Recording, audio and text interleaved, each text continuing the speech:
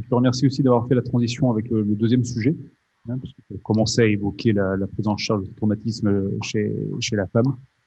Donc, nous accueillons maintenant Laure Régis-Marigny pour la deuxième présentation.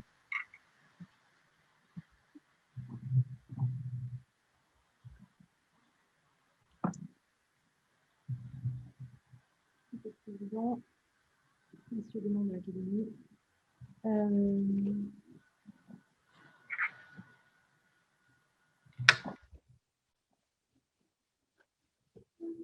donc cette présentation va s'attacher en effet à parler des traumatismes pelvipérinéo-fessiers chez la femme, qui est une entité actuellement méconnue, comme ce qui vient d'être souligné.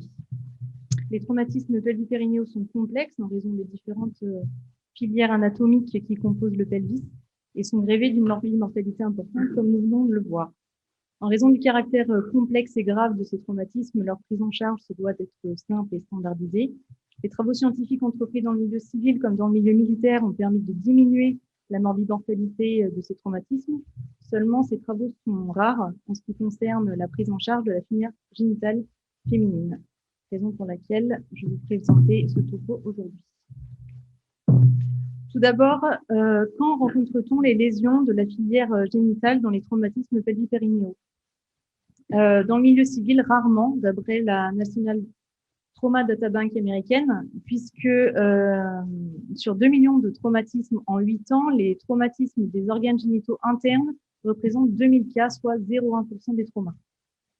75% d'entre eux sont des traumatismes fermés, la plupart du temps lors d'accidents de la voie publique.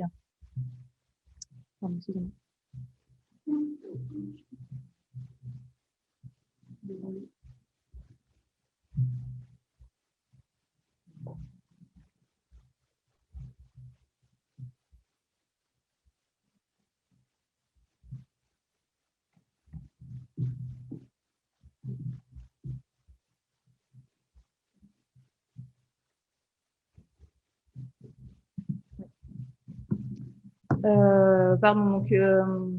En général, dans la population civile, c'est souvent lors d'accidents de la voie publique qu'on retrouve ces traumatismes.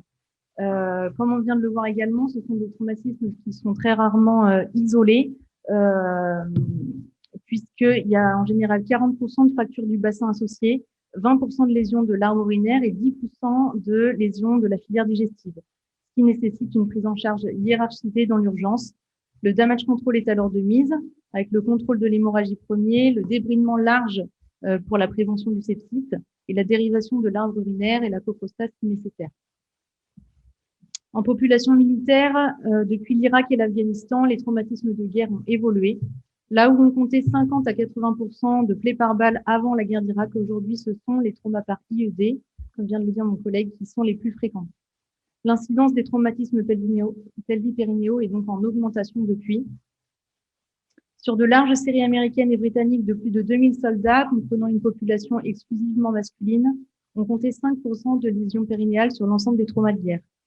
Même si la mortalité de ces lésions est très importante, 50%, la qualité de prise en charge de ces traumatismes graves s'est améliorée grâce à la standardisation de la prise en charge par damage control. De ce fait, on est amené à pouvoir prendre en charge les survivants de ces traumatismes graves, ainsi que leurs séquelles, ce qui permet de pouvoir se poser la question de la préservation d'organes, en particulier des organes génitaux. Au même titre que pour la population masculine, la question doit se poser pour la préservation d'organes génitaux chez la femme. En effet, même si les femmes combattantes ne représentent que 8% des militaires déployés en OPEX en France, leur nombre augmente et elles sont elles aussi victimes du traumatisme de guerre. La question de la prise en charge des traumatismes pelvipérinéaux ainsi que la question de préservation d'organes génitaux se doit donc d'être abordée dans la population féminine. À quoi ressemblent ces traumatismes et quelle en est leur prise en charge dans la littérature? Dans le milieu civil, les traumatismes pelvipérinéaux de la femme ont un ISS médian moyennement élevé, autour de 16. Aucune description du choix de traitement n'est disponible dans la littérature, mais il semble que le traitement non opératoire soit privilégié. Lorsque la chirurgie nécessaire, c'est la réparation qui est privilégiée plutôt que l'exérèse. Et la mortalité n'est pas très élevée dans la population traitée de façon non opératoire, 2%, et monte lorsque la prise en charge chirurgicale est nécessaire jusqu'à 20%. Dans les traumas de guerre, les données disponibles concernant les plaies de guerre de l'appareil génital féminin sont un peu anciennes, elles datent de la guerre du Vietnam. Si on se réfère aux données disponibles pour la population masculine, les traumas pelvipérinéaux sont beaucoup plus graves avec une mortalité majeure et un pronostic alors lié aux lésions associées. 48% à 60% de mortalité lorsqu'une fracture du bassin est associée au trauma périnéal. La prise en charge de la filière génitale chez ces polytraumatisés doit s'envisager comme pour les traumas graves selon un procédé type damage control par étapes successives. Ce qui doit primer à la phase initiale, c'est la prise en charge de l'hémostase, car c'est le saignement qui engage le pronostic vital. Un bilan lésionnel exhaustif doit ensuite être réalisé afin de ne pas méconnaître une plaie vaginale, une plaie de l'arbre urinaire ou de la filière digestive, car le pronostic infectieux pourrait alors être engagé en raison de la rapidité sur infection des espaces celluleux. Une fois cette phase aiguë passée, un deuxième temps chirurgical est réalisé. Chacune de ces phases doit être réalisée en pensant à après, au futur de ces patients polytraumatisés. Le but ici est donc de définir le damage control gynécologique, organe par organe, en hiérarchisant ce qui doit être fait à la phase aiguë et ce qui peut être fait dans un deuxième temps chirurgical. Ces arbres décisionnels s'inspirent de la classification AST et des prises en charge décrites dans l'enseignement militaire français et américain. Puis, nous verrons quelles questions se posent chez la femme en âge de procréer, victime d'un trauma pelvipérinéal. En effet, à l'heure où on arrive à sauver ces patientes, il faut pousser plus loin la réflexion et réfléchir à l'après, comment éviter d'entraver leur qualité de vie ultérieure.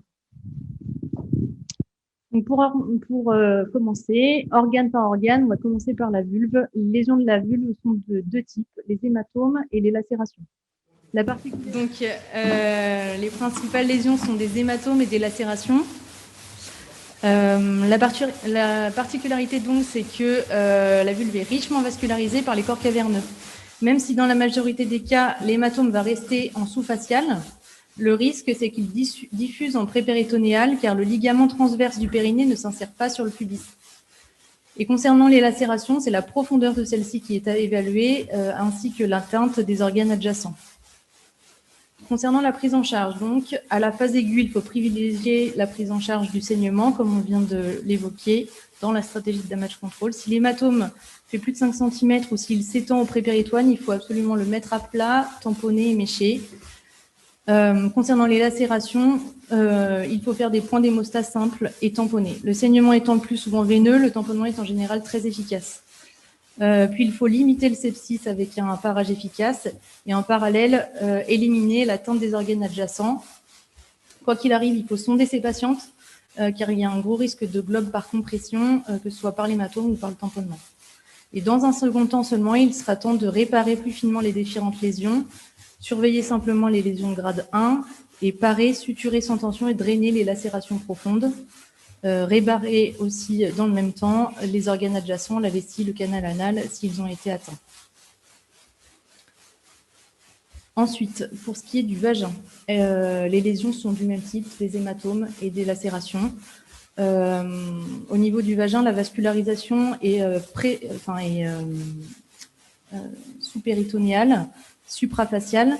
Et là aussi, il y a un gros risque de diffusion de l'hématome qui est même majoré et qui peut aller créer même un hématome du rétropéritoine. Donc, il faut être assez vigilant. Aucune structure anatomique ne s'oppose à l'expansion de ces hématomes. Concernant les lacérations, il faut y penser même dans les traumas fermés, car il existe 3,5% de lacérations non vaginales dans les traumas du bassin, par esquille osseuse.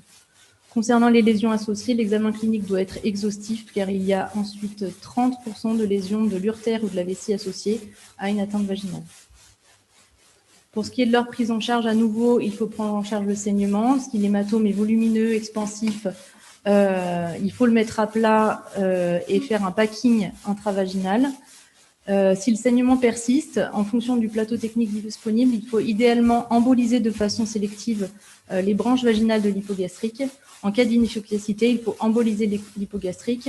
Si on se trouve sur le terrain, la ligature de l'artère est nécessaire. Pour ce qui est des lacérations, c'est surtout le pronostic septique qui est en jeu. Il faut dans l'urgence suturer ces lésions vaginales, surtout quand il y a un trauma du bassin, une fracture du bassin associée, parce qu'on est face à une fracture ouverte. Les parages doivent être larges. Et dans un second temps, parages, suture plan par plan et drainage pourront être réalisés. Il faudra être assez soigneux pour éviter les prolapsus ultérieurs. Concernant les organes génitaux internes, là, ce sont plus que les hématomes intrapariétaux, ce sont les lacérations utérines qui sont à risque hémorragique. Leur localisation sur l'utérus est importante à prendre en compte. Les lacérations du fundus sont en général moins hémorragiques, où le saignement est plus facilement contrôlé. Concernant les lacérations des parois latérales, l'hémorragie est beaucoup plus difficile à contrôler de par la vascularisation utérine. Et il est également important à prendre en compte la profondeur de ces lacérations, savoir si l'endomètre est atteint ou non, puisqu'après, il y a plus de risque de synéchie utérine.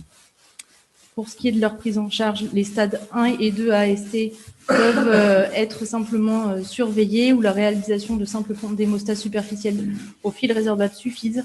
En revanche, pour les stades 3, à partir du stade 3, l'hémostase peut être difficile à acquérir. Si les points d'hémostase ne sont pas suffisants, il faut réaliser ce qui est appliqué lors des hémorragies de la délivrance, ligaturer les artères utérines en premier lieu, puis réaliser ce qu'on appelle la triple ligature étagée de Tsirulnikov. Donc c'est ligature des artères utérines, puis du ligament rond, puis de l'utéro-ovarien. Si ça ne suffit pas, il faut ligaturer les artères hypogastriques. Et si vraiment ce n'est pas suffisant, ou qu'on est d'emblée face à un stade 4 ou 5, l'hystérectomie d'hémostase interannexielle est nécessaire, voire un packing associé. À noter que si on est face à une lacération profonde atteignant l'endomètre, il faut suturer en 2 plans l'utérus, l'endomètre puis l'ominètre. Au niveau des trompes, comme au niveau de l'utérus, ce sont les lacérations qui sont à prendre en compte. D'abord pour le risque hémorragique, mais surtout pour le risque de sténose par la suite de ces trompes. De ce fait, quand les lacérations font moins de 50% de la circonférence avec un saignement peu actif, on peut faire un traitement conservateur. Mais si la lacération est supérieure à 50% de la circonférence, il faut faire une salpingectomie parce qu'il y a trop de risques de sténose et donc de GU. La salpingectomie doit être faite le plus bas possible sur la trompe pour éviter les GU dans le reliquat de la trompe. Enfin, concernant l'ovaire, ce sont là aussi les lacérations qui sont à prendre en charge. Au même titre que pour l'utérus ou les trompes, il faut être le plus conservateur possible. Mais si l'ovaire saigne et que les points d'hémostase ne sont pas suffisants, on peut réaliser une annexectomie partielle en conservant le parenchyme vascularisé non hémorragique, mais le pronostic vital prime. Donc si l'hémorragie n'est pas contrôlée, il faut faire une annexectomie. Après, la question se posera de savoir qu'est-ce qu'on fait de cet ovaire qu'on a enlevé, j'y reviendrai. Une fois la phase aiguë passée, quelle perspective s'offre à ces patients polytraumatisés? En effet, les séquelles sont nombreuses. La prise en charge à la phase aiguë doit pouvoir être un bridge to pour la suite de la vie de ces patientes. Elle ne doit pas entraver leur réintégration dans une vie la plus normale possible. Nous allons donc voir quelles sont les séquelles, comment les éviter et si elles sont inévitables, comment y pallier. Au niveau des organes génitaux externes, les séquelles sont de l'ordre septique et fonctionnel. Nous venons de voir que ce sont les hématomes diffus et les pertes de substances qui étaient à prendre en charge en aigu. Si la mise à plat de ces hématomes n'est pas assez efficace, on s'expose à l'apparition d'abcès profonds, d'autant que nous sommes face à des lésions qui sont souillées, soit à cause des traumas pénétrants, soit parce qu'il y a atteinte de différentes filières urinaires et digestives, en particulier dans les traumas fermés. D'où l'importance de l'examen clinique initial exhaustif pour essayer de limiter le risque d'abcès profond et aussi de fistules chroniques qui sont difficiles à traiter par la suite. Concernant les séquelles fonctionnelles, elles ne sont pas uniquement liées au trauma des organes génitaux externes, à proprement parler. Elles sont liées au caractère complexe des traumas pelvipérinéaux, en particulier aux fractures du bassin qui sont associées dans 40 à 50% des cas. C'est alors la dyspareunie, par exemple, qui est très fréquente sur les fractures de la symphyse pubienne, en raison soit d'un cal osseux sur mauvaise réduction avec atteinte des fibres sensitives, qui est majorée quand le déplacement est supérieur à 5 mm, ou alors à cause d'esquilles osseuses qui sont contenues dans la paroi vaginale. Les prolapsus sont également des séquelles qui sont multifactorielles. par lésion musculaire du plancher pelvien passé inaperçu ou mal réparé, ou à cause de fractures du bassin avec des troubles de la statique pelvienne résiduelle et une possible atonie sur atteinte neurologique sacrée post-traumatique. Les troubles de la continence sont également très fréquents.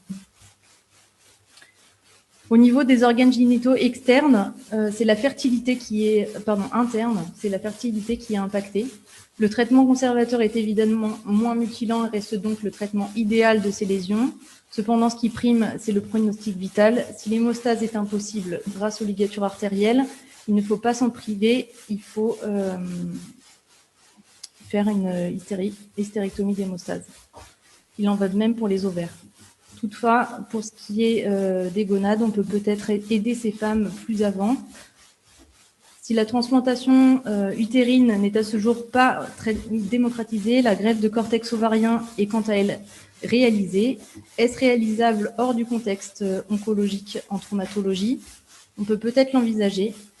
Au Danemark, par exemple, il n'y a qu'un seul centre qui fait de la cryoconservation de cortex ovarien. Il transporte donc les fragments de cortex ovarien prélevés dans une simple glacière pendant 4 à 5 heures jusqu'au centre expert pour cryoconservation. En traumatologie, on pourrait envisager de préserver les ovaires traumatisés. Ceci pourrait permettre à la fois de contrôler l'hémostase et en même temps d'anticiper le futur de ces femmes polytraumatisées. Enfin, si grossesse il y a un risque majoré chez ces femmes. Y a-t-il un risque majoré chez ces femmes avec un fracas du bassin? Nos anciens avaient tendance à césariser presque systématiquement les femmes avec un antécédent de fracture du bassin.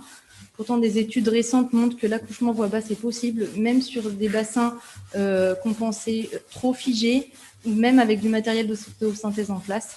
Dans cette méta-analyse de Rill, on voit que le nombre de césariennes réalisées pour cause physiologique qui correspond au taux de césarienne habituel, quand on les enlève, les césariennes récentes étaient réalisées pour convenance personnelle du chirurgien ou de la patiente.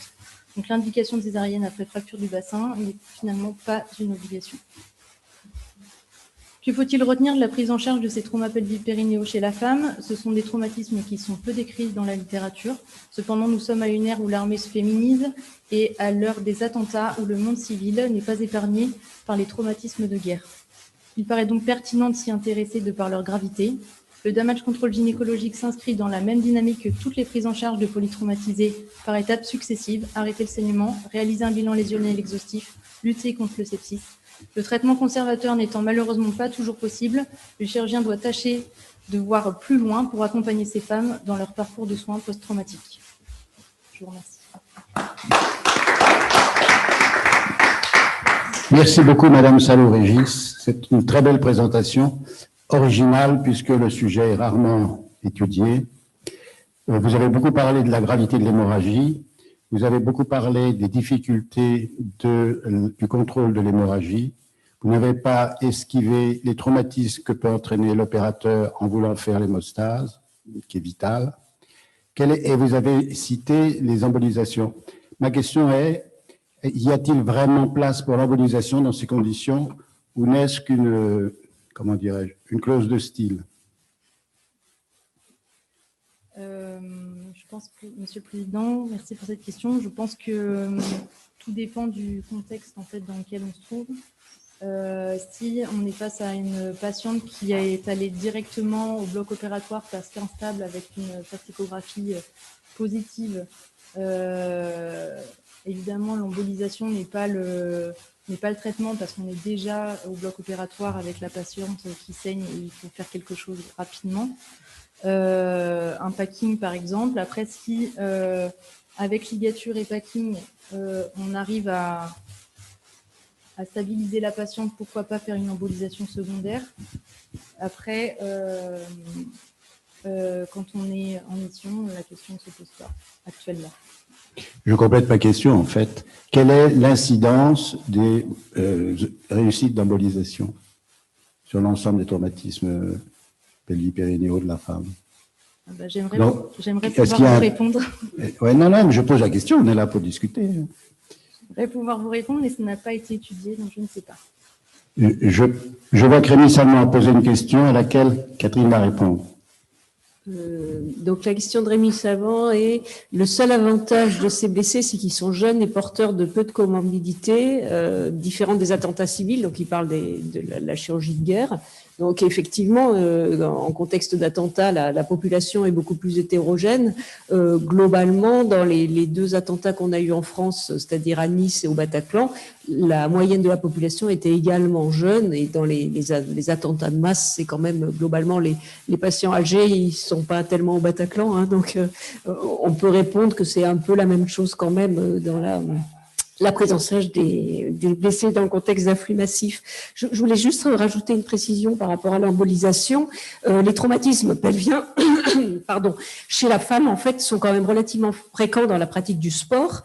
Et dans notre pratique à nous, à Grenoble, on a quand même beaucoup de championnes ou de sportifs de haut niveau en ski, par exemple, avec la pratique du ski alpin, qui entraîne quand même beaucoup de traumatismes pelviens. Et on a également, dans les chocs directs, la pratique du vélo. De route, puisque les femmes dans les vélos de route, il y a aussi la barre du vélo. Donc, on a des gros hématomes et donc une prise en charge qui reste assez classique. On n'a pas du tout parlé du REBOA, du ballon d'occlusion aortique, qui se développe quand même énormément actuellement dans la prise en charge des traumatismes pelviens graves, à savoir que dans la plupart des traumas inter actuellement, trauma pelvien arrive dans 3 situations. Soit il est parfaitement stable, et là, c'est vraiment une indication de scanner. Et s'il y a une fuite, l'embolisation est beaucoup plus efficace que le chirurgien. Donc, c'est l'embolisation qui va être privilégiée. Si le patient est relativement instable et donc il doit aller au bloc, on va réfléchir et vers une écofaste. Et chez nous, et dans beaucoup de centres, si le patient est ce qu'on appelle in extremis ou très instable, avec une tension pratiquement imprenable, il va avoir un ballon d'occlusion aortique au déchocage. Et ce ballon va permettre, dans la plupart des cas, de transférer le patient directement en embolisation. Donc, en réalité, vont en embolisation les très graves et les stables. Et c'est ceux qui sont un peu intermédiaires qui vont aller au bloc. J'avais une petite question, moi, sur les hématomes plutôt périnéaux. On a parfois de très gros hématomes vulvaires chez la femme, vulvo-vaginales, où tu n'as pas du tout parlé des atteintes clitoridiennes également, mais qui peuvent être également associées. Et dans notre expérience, mais c'est vrai que nous, on dispose vraiment de l'embolisation très facilement, on n'a pas fait de tamponnement ouvert dans des traumatismes fermés pour arrêter l'hémorragie. En pratique militaire, donc vous avez vu des cas d'hématomes vulvaires géants qui ont été traités par un abord chirurgical, ou vous avez toujours attendu finalement que ça se tasse? Alors en fait, on n'en a pas beaucoup sur le terrain. Du coup, vous embolisez en veineux quand vous faites… On embolise en artériel, un peu préventivement, avec des coils proximaux. À quel niveau ? Eh bien, ça dépend du niveau de l'atteinte et de la fuite, si elle est visible ou pas. Parce que justement, au niveau des corps caverneux, c'est des saignements qui sont veineux. Mais vous embolisez en artériel. Alors, c'est vrai que la plupart du temps, c'est des patientes qui ont des atteintes associées, artérielles et veineuses, et l'embolisation artérielle a quand même une efficacité après secondaire sur le… Mais le saignement veineux, la question c'est est-ce qu'il va pas s'arrêter de toute façon, et est-ce qu'il y a un intérêt à le mettre à plat? En général, il s'arrête en effet, mais c'est juste que en effet, anatomiquement, de temps en temps, c'est au niveau du corps caverneux, ça va remonter en péritonéal, et c'est là qu'il y a un risque. Après, sinon, ça va être comprimé par au niveau cutané, et le packing endovaginal va permettre de finir de… D'accord. Donc, c'est plutôt ce qui est préconisé, c'est packing endovaginal pour une atteinte vulvaire et rien d'autre. Et puis, ceinture de contention s'il y a un fracas pelvien associé. Et mise à plat de l'hématome pour le côté septique. Je vois une question de Gérard Morvan, qui est radiologue interventionnel.